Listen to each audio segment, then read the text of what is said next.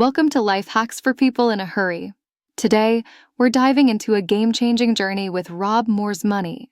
Know more, make more, give more. This isn't your run-of-the-mill financial guide full of investment jargon or endless budgeting tips. No, this is about you. It's about understanding how to increase your value, because here's the secret. When you focus on becoming more valuable, wealth becomes the natural byproduct. Let's talk about Rob Moore for a second. He's not just another financial guru throwing theories around. He's lived it. Over a decade ago, he was buried under nearly 50,000 pounds of debt. Fast forward to today, and he's financially free, a co-founder of a real estate training empire, a best-selling author, a business mentor, and the host of the wildly popular podcast Money. Everything in this book is distilled from his own transformation and the frameworks he used to turn his life around. Now, let's start with a truth bomb. Financial anxiety isn't just about stress, it's a health crisis. A study by the Associated Press and AOL revealed that people overwhelmed by money worries are at a significantly higher risk for serious health problems, heart disease, migraines, depression, you name it. And here's the kicker, it's not even about how much money you have.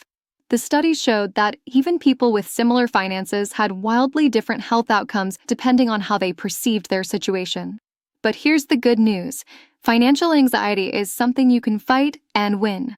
Studies show that learning about money, planning it, managing it, and understanding it reduces that anxiety. When you take control of your financial life, you don't just fix your bank account. You gain confidence, improve your health, and transform your overall well-being. That's the power of financial education. It's not just about your wallet, it's about your life. So how do we get started? Rob lays out a system he calls the four-wheel drive, a drawer to watch over, a gate to hold tight, a formula to remember, and a belief to safeguard. These are the tools you need to shift your mindset, take action, and build sustainable wealth. Let's get into it. Let's kick things off with the first wheel of Moore's framework, mastering your emotions. As Warren Buffett wisely said, if you can't control your emotions, you can't control your money. This isn't just a feel-good mantra, it's a cornerstone of financial success. Here's the reality. 2 emotional habits can completely sabotage your financial progress: complaining and justifying. These behaviors lock you into a victim mindset. Instead of taking charge, you focus on outcomes you can't control while ignoring the root causes of your problems. Complaining feels good in the moment. It's a release, right? But think about it. Complaining doesn't change the rules, fix the system, or improve your finances. All it does is reinforce frustration, push people away, and drain your energy. Energy that's better spent fixing the things you can control. Justifying? That's no better. You won't convince someone to change their opinion of you by justifying your actions. What you will do is waste time and emotional energy that could be better directed elsewhere. If your emotional drawer is cluttered with these habits, it's time for a clean-out. Try this. Tim Ferriss's 30-Day No-Complaint Challenge. Here's how it works. For 30 days, commit to catching yourself every time you complain. Some people use a wristband and snap it when they slip. Others restart the clock if they break the rule. The method doesn't just work for complaining. You can apply it to any habit. By the end of 30 days, you'll feel like a leveled-up version of yourself. Now, let's talk about extreme emotions, excitement, fear, despair. Should you suppress these? Not at all. You're human, not a robot. The goal isn't to eliminate emotions, it's to avoid financial decisions when emotions are running high. Think about it. When you're feeling down, how often do you turn to comfort spending?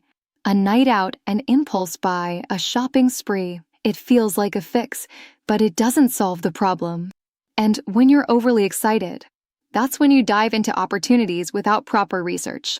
Fear, whether it's fear of missing out, fear of failure, or fear of loss, can lead to equally damaging impulsive decisions. So, how do you stay in control? Rob offers 2 golden rules. First, don't buy when you're excited. Second, don't sell when you're scared. And buy isn't just about money. It's any decision where you're investing time, effort, or resources. Simple rules, but how often do we follow them? If impulsive decisions are a weakness, write these rules down. Put them somewhere you'll see them daily, a visual cue to pause and think before acting. For even greater control, Rob suggests the technique called detachment. Here's how it works. Imagine you're overwhelmed with excitement about a big opportunity.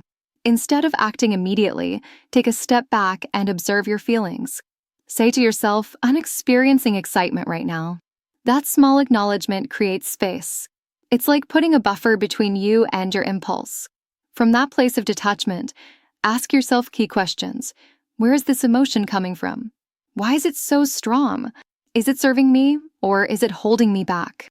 If it's not helping, how can I let it go? This simple practice, stepping back, observing, questioning, saves you from decisions you might regret. It's a tool to slow down, find clarity, and keep your emotional drawer organized. Now, let's explore the second piece of Moore's framework, the gate you need to hold tight. This gate represents your spending. Think of it like this. If wealth is water, your spending is the gate controlling its flow. The goal isn't to slam the gate shut. It's to stop the wealth from quietly trickling away or rushing out during impulsive moments. Here's a universal truth. Spending feels good. Whether it's the dopamine hit from buying something shiny and new or the thrill of snagging a deal, spending can be a rush. But here's the trap. It can lead to an addictive cycle or small, invisible leaks that quietly drain your wealth over time. So, how do you take control? Start with two key strategies: managing impulsive spending and transforming your spending habits into investment habits. Let's tackle impulsive spending first. You know those moments when you see something and suddenly have to buy it? That's where these rules will save you. First, before you even go shopping, set a strict budget for yourself. Better yet, carry cash or a credit card with a limited balance. This creates a hard cap on what you can spend. Second, avoid drinking coffee or alcohol before shopping. Both can hype you up and lower your ability to make rational decisions. And here's the golden rule. Never buy anything immediately. Walk away. Go home. Give yourself time to think. Ask, do I really need this? Or can I find it cheaper elsewhere? Here's a fun trick Rob suggests: create an indirect shopping experience. If you love the thrill of shopping, grab a friend who's planning to buy something and tag along. Let them shop while you window shop. You'll still get the excitement without the expense. It's sneaky, but it works. Now let's zoom out to the big picture, turning your spending habits into investment habits. This shift in mindset is a game changer. Before making any purchase, stop and ask yourself these questions. Do I actually need this item? Could I buy it secondhand? Will it appreciate in value over time? Can I turn it into an asset? If I decide I don't want it later, will I be able to sell or exchange it before it loses value? When you start asking these questions, your spending transforms. Every decision becomes less about the cost and more about the potential return. And this applies to almost anything: cars, watches, handbags, clothes, furniture, tech gadgets, even experiences. For example, is this trip just a vacation, or could it open doors, spark ideas, or enhance your career or business? When you see spending through an investor's lens, even experiences become part of your wealth-building strategy. Let's dig into the heart of building wealth. How do you not just protect what you have, but actively grow it? This is where Moore's formula comes into play. Wealth equals the sum of value and fair exchange, multiplied by leverage.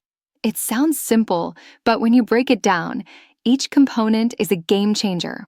First, let's talk about value, your unique ability to solve problems and serve others. It's your skills, your knowledge, and your experience. Here's the kicker. To grow wealth, you need to grow your value. That means investing in yourself, deepening your expertise, or better yet, broadening your skill set to stand out in a competitive world.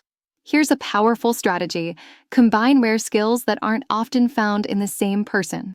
Think about an engineer who's great at sales or a finance expert who can code. These combinations create exceptional value because they're hard to replicate. Studies back this up. LinkedIn research shows that career success often hinges on blending technical skills with foundational abilities like communication or data analysis.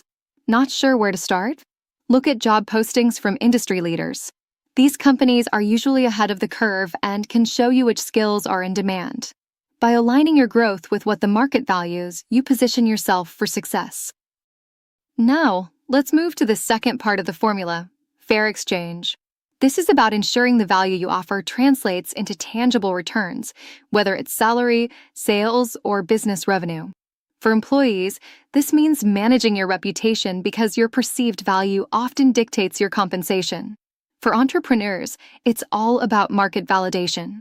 Don't wait for perfection. Launch your product or service as soon as there's evidence someone is willing to pay for it. Use real customer feedback to refine and improve. And finally, the multiplier, leverage. This is what takes your value and scales it exponentially. Leverage comes in many forms: teams, networks, capital, and most importantly today, technology. Media, the internet, and AI are tools that can amplify your reach, productivity, and impact. But leverage isn't just for big moves, it's for everyday tasks too. Enter the LMD framework: leverage, manage, do. Here's how it works. Start with leverage. Ask yourself, what can you outsource, delegate, or automate?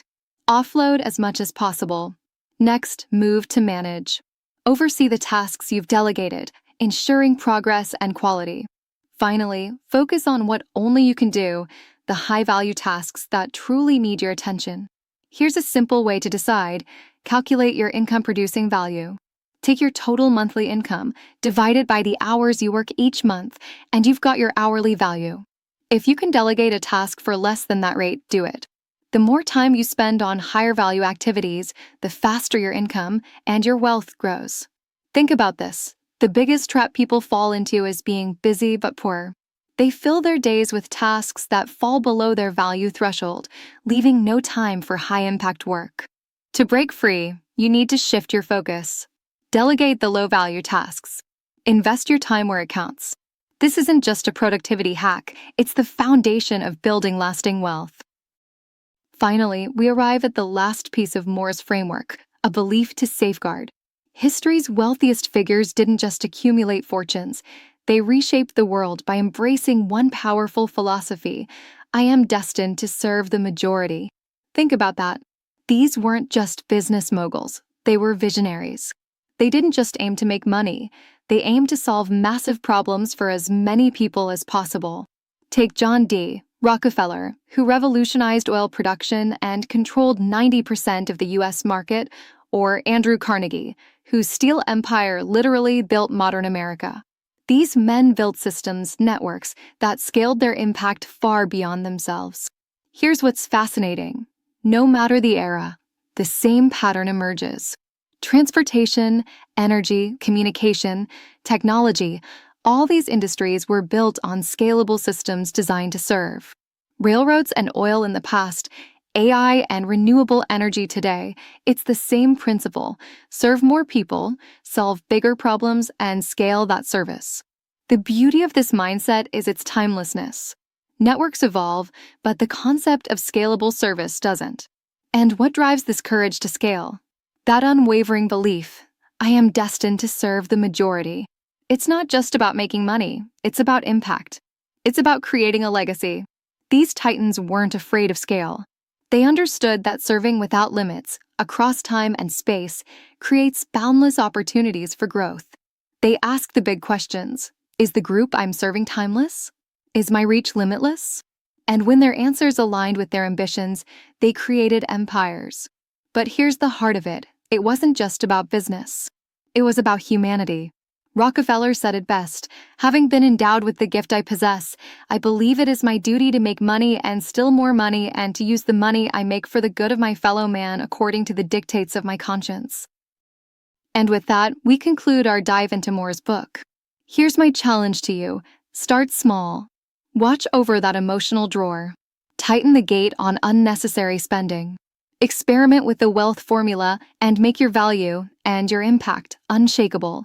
Because here's the truth: abundance isn't a distant dream, it's a daily practice. If this episode sparked a new idea or inspired a fresh start, let me know in the comments. Like this video and subscribe for more life-changing insights delivered straight to you. Together, let's turn small actions into big transformations. Until next time, stay focused, stay inspired, and let's build something extraordinary.